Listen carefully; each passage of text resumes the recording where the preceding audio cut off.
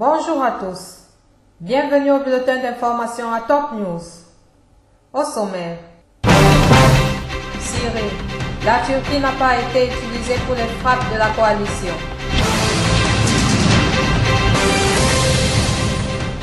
Saïd Nasrallah, le Hezbollah contre la coalition anti-Daesh.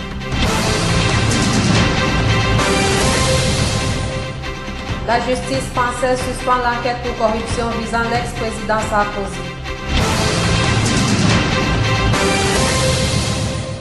Bienvenue au développement. Le président syrien Bachar al-Assad a affirmé hier mardi que son pays soutenait tout effort international visant à lutter contre le terrorisme après les frappes menées sur son territoire par une coalition conduite par les États-Unis contre le groupe État islamique, a indiqué l'agence officielle SANA. La Syrie continuera avec fermeté la guerre qu'elle mène depuis des années contre le terrorisme kafiri. Elle soutient tout effort international visant à lutter contre le terrorisme, a affirmé M. Assad en recevant M. Faleh Fayyad, conseiller de la sécurité nationale, émissaire du premier ministre irakien Haïdar al-Abadi. De son côté, M. Fayyad a informé le président al-Assad des arrangements et des mesures prises pour assurer le succès des efforts afin d'éliminer des organisations terroristes sous toutes leurs formes. Ni l'espace aérien de la Turquie, ni sa base aérienne d'Incirlik n'ont été utilisés pour les frappes de la coalition dans la nuit de mardi à mercredi contre le groupe État islamique en Syrie, a annoncé une source officielle turque à l'AFP. Notre espace aérien et notre base n'ont pas été utilisés, a précisé ce responsable sous couvert de l'anonymat. L'ONG Observatoire syrien des droits de l'homme a pour sa part affirmé que des aviations venues de Turquie avaient mené des raids.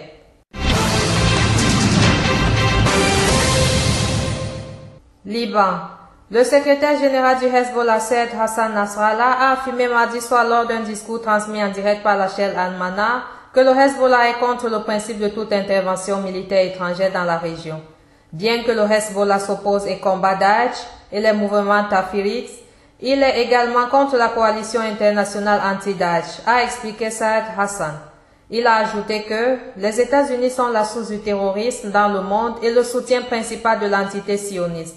Pour Saïd Hassan, Washington, qui a compromis plusieurs massacres à Nagasaki et au Vietnam et a récemment soutenu Netanyahou dans sa guerre dévastatrice de 50 jours contre Gaza, ne mérite même pas un haut niveau moral de diriger une coalition contre le terrorisme.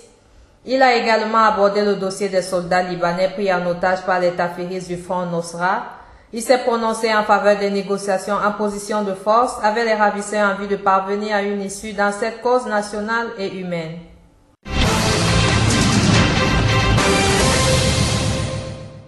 Les familles des militaires libanais enlevés depuis début août par les djihadistes ont bloqué mercredi matin la route de Daher el-Baïda, un axe vital reliant Beyrouth à l'est du Liban, pour réclamer la libération de leurs proches.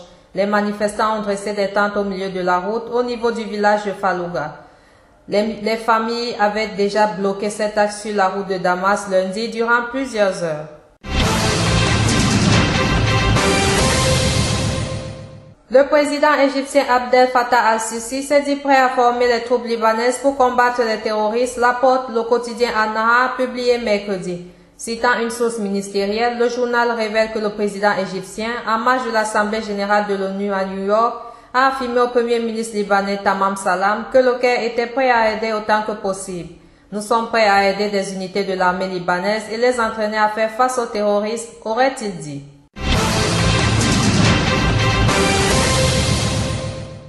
La Cour d'appel de Paris a suspendu mardi l'enquête qui vaut à l'ancien président Nicolas Sarkozy d'être mis en examen pour corruption depuis début juillet.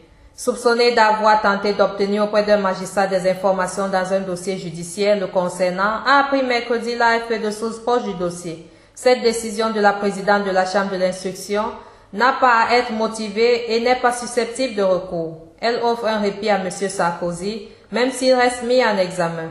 Elle intervient quelques jours après l'officialisation de son retour politique et l'annonce de sa candidature à la présidence du parti, l'UMP.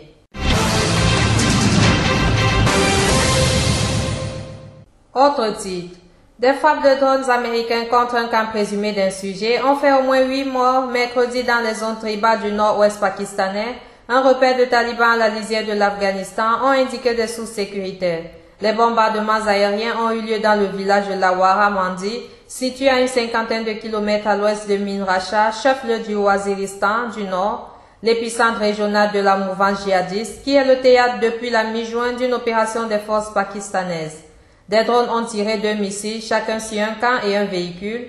Au moins 8 insurgés ont été tués, a déclaré à l'AFP une source sécuritaire requérant l'anonymat. 2 combattants ouzbeks figurent parmi les victimes, a ajouté ce responsable.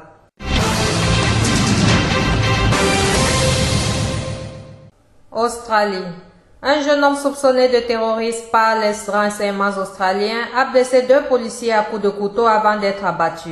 Un attentat survenu au lendemain d'appels lancés par les terroristes de Daesh exhortant les musulmans à tuer des ressortissants occidentaux.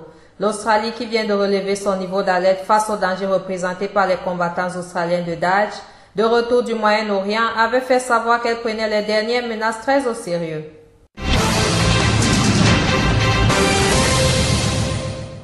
Le prédicateur islamiste Abu Qatada a quitté mercredi la prison où il était détenu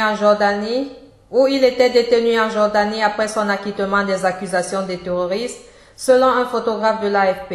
Abu Qatada, de son vrai nom Omar Mahmoud Othman, a quitté la prison d'Al-Moukar, 45 km au sud-est d'Amman, où de nombreux membres de sa famille l'attendaient à la sortie.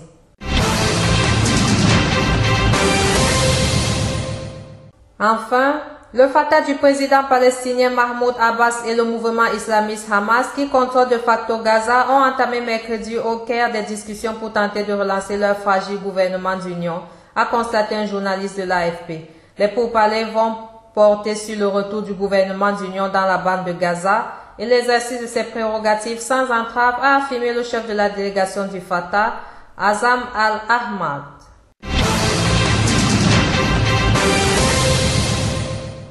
Merci à vous qui nous suivez de Beyrouth et partout ailleurs. Bulletin présenté par Anna Ekame.